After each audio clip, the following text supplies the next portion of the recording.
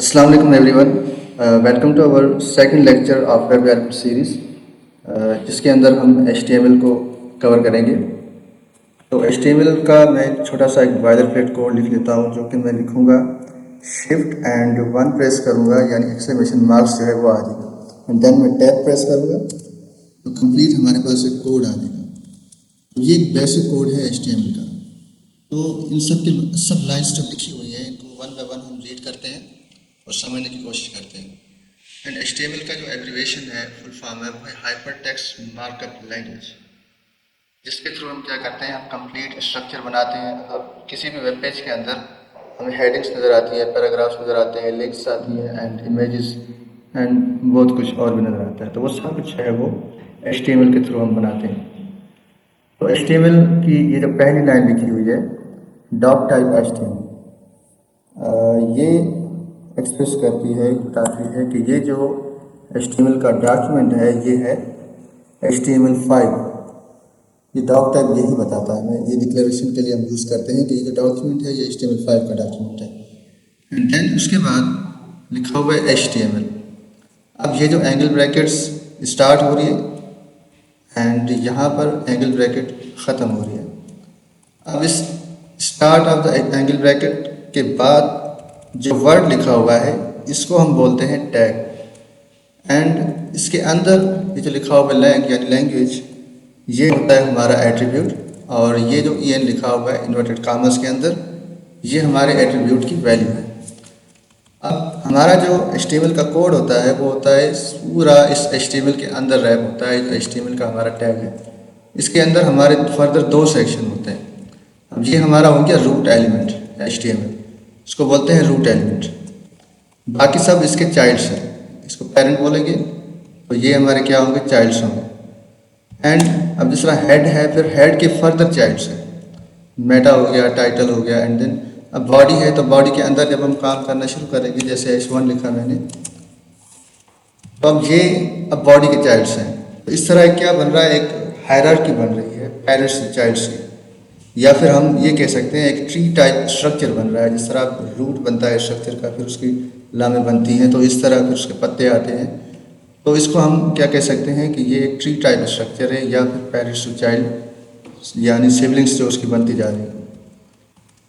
अब ये हमारा पेरेंट एलिमेंट है हेड, एंड इसके अंदर मेटा टैग यूज़ किया हुआ है जो कि हमारे SEO के काम आते हैं।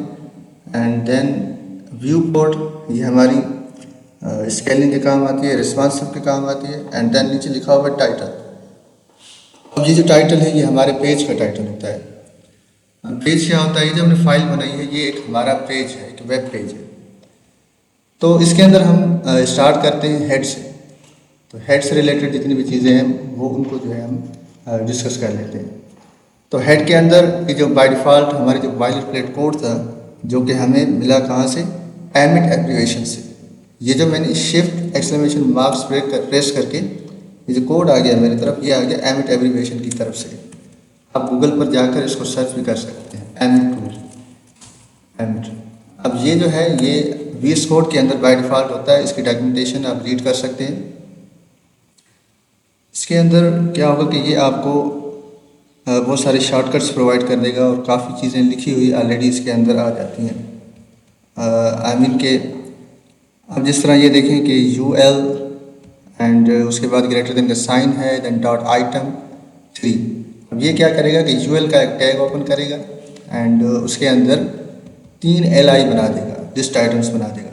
मतलब ये शॉर्टकट्स के लिए हम यूज़ करते हैं इसको। तो अब ये पहला जो इसका मेटा टैग है, इसके अंदर लिखा हुआ है कैरसेट UTF-8। अब कैरसेट क्या होता है, ये एक इनकोडिंग होती है। हमें हमारे जो HTML का डॉक्यूमेंट है उसके अंदर क्या क्या इनकोड होना चाहिए, यानी अब जिस तरह हमारी जो ABC है ये डिस्प्ले होनी चाहिए, एंड उसके बाद जो हमारे स्पेशल कैरेक्टर्स हैं या साइंस हैं, जैसा इन्वर्टेड कॉमास हैं, डॉट है, ऐड का सिंबल है, ये भी डिस्प्ले होना चाहिए। एंड उसके बाद अगर हम इमोजीज वगैरह यूज़ कर रहे हैं या स्माइलीज यूज़ करते हैं तो वो भी डिस्प्ले होनी चाहिए। तो ये सारा काम करता है UTF-8। एंड उसके बाद है व्यू पोर्ट। अब व्यू पोर्ट क्या होता है, हमारे जो लैपटॉप की स्क्रीन है ये कंप्लीट होती है व्यू पोर्ट। आगे जाकर हम यूज़ करेंगे VW एंड वी एच। जब वी डब्ल्यू और वी एच यूज़ करेंगे that means viewport height and viewport width. तो ये होता है हमारा जो स्केलिंग होती है इसके अंदर। बेसिकली हम हमारे पेज की जो रिस्पॉन्सिवनेस होती है वो हम यहाँ पर जो है सेट करते हैं।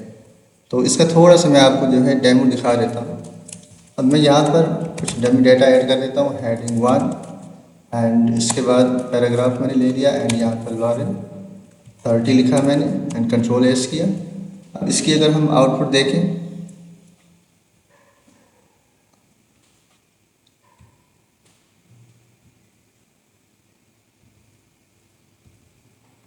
अब ये देखें इसकी आउटपुट है। अब ये जो व्यू कोड के अंदर लिखा हुआ है इनिशियल स्केल 1.0, अब हम इसको जो है मैं चेंज करके देखेंगे और आपको इफेक्ट दिखाएंगे कि क्या इफेक्ट आ रहा है।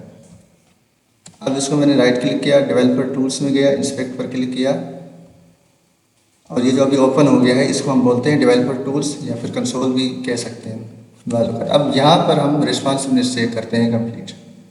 अब ये देखें ये डायमेंशन अभी इसकी रिस्पॉन्सिव पर सेट की है, इसको हमने अप एंड डाउन किया, लेफ्ट राइट मूव किया। अब यहाँ पर देखें इसकी विड्थ जो है वो चेंज हो रही है।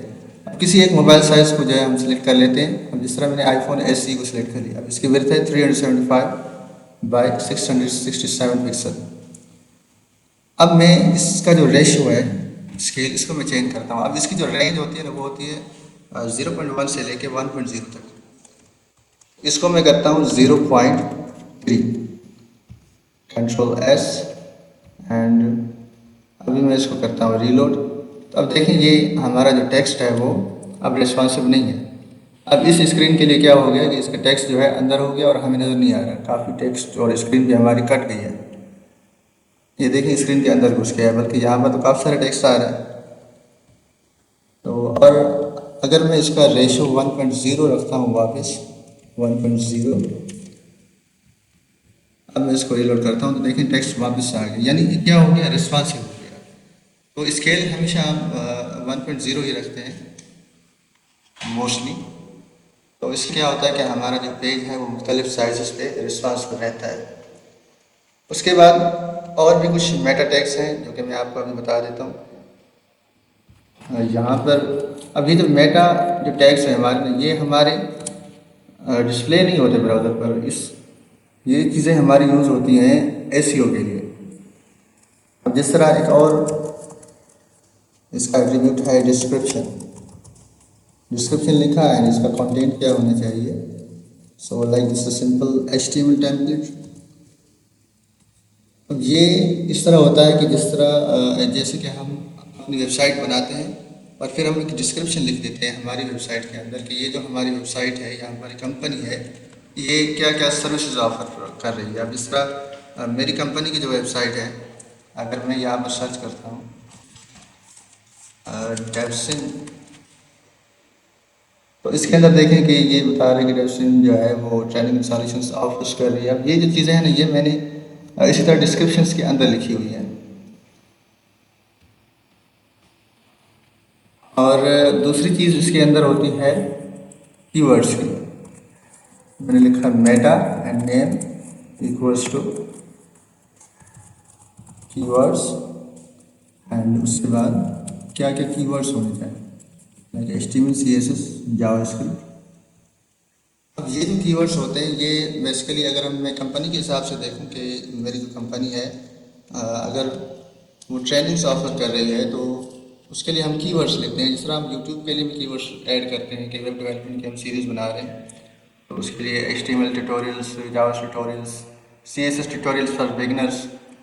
तो इस तरह करके हम कीवर्ड्स ऐड करते हैं ताकि हमारी जो वीडियो है वो रैंक हो जाए। लोग जैसे ही HTML सर्च करें तो हमारी जो वेबसाइट का लिंक है या वीडियो का लिंक है या वीडियो हमारी टॉप पर डिस्प्ले हो।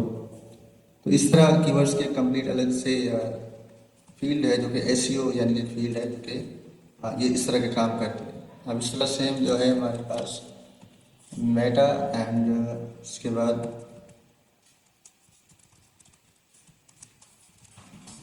Meta name author. अब ये जो वेबसाइट है ये किस बंदे की है, उसका आथर कौन है, तो वो आप नाम यहाँ पर ऐड कर सकते हैं। तो ये हमारे कुछ बेसिक मेटा टैग्स थे।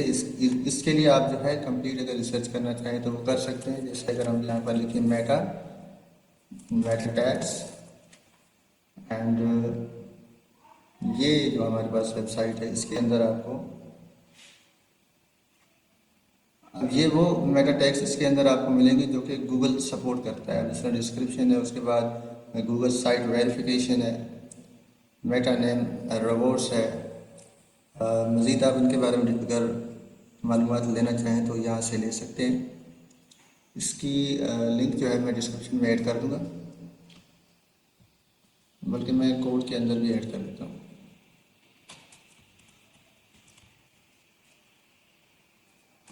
Ctrl+C एंड मैं यहाँ पर ऐड कर देता हूँ मेटा टैग्स की लिंक। ओके, देन उसके बाद हमारे पास है टाइटल डॉक्यूमेंट। और दूसरा, अगर यहाँ पर हम CSS वगैरह ऐड करना चाहें तो वो भी यहाँ पर ऐड कर सकते हैं। अब इस हेड सेक्शन के अंदर हम मल्टीपल लिंक्स जो है वो ऐड कर सकते हैं। अगर हम जावास्क्रिप्ट ऐड कर रहे हैं तो उसका लिंक ऐड कर सकते हैं, या फिर अगर हम आइकॉन्स ऐड कर रहे हैं किसी भी थर्ड पार्टी लाइब्रेरी से, या फिर फॉन्ट्स ऐड कर रहे हैं तो उनका लिंक्स जो है हम हेड टैग के अंदर यूज़ कर सकते हैं। बट ये हेड टैग हमारा ब्राउज़र के ऊपर डिस्प्ले नहीं होता, ये अपने जहन में रखना है। इसमें सिर्फ दो चीज़ें हमारे ब्राउज़र के ऊपर डिस्प्ले होती हैं। एक तो हमारा ये जो पेज का टाइटल है ये डिस्प्ले होता है, एंड द नेक्स्ट थिंग हमारा जो फेविकॉन होता है, फेविकॉन आइकॉन जो होता है हमारी वेबसाइट का। अब जिस तरह ये मेटा है तो इसका जो फेविकॉन आइकॉन है ये गूगल वाला ये है। और अगर मैं डेल्सिन को सर्च करूं तो ये जो आइकॉन आपको नज़र आ रहा है ये हमारा फेविकॉन है। अब ये दोनों चीज़ें यहाँ पर साथ में हैं और यही चीज़ें हमारे ब्राउज़र के ऊपर डिस्प्ले होती हैं हेड टैग से। बाकी जितना कुछ हमें नज़र आ रहा है ये सारा होम सर्विसेज एंड ये सब कुछ हमारा बॉडी के अंदर होता है। तो हेड टैग के अंदर फिलहाल इतना ही। मज़ीद हम जो है नेक्स्ट वीडियो के अंदर देखेंगे।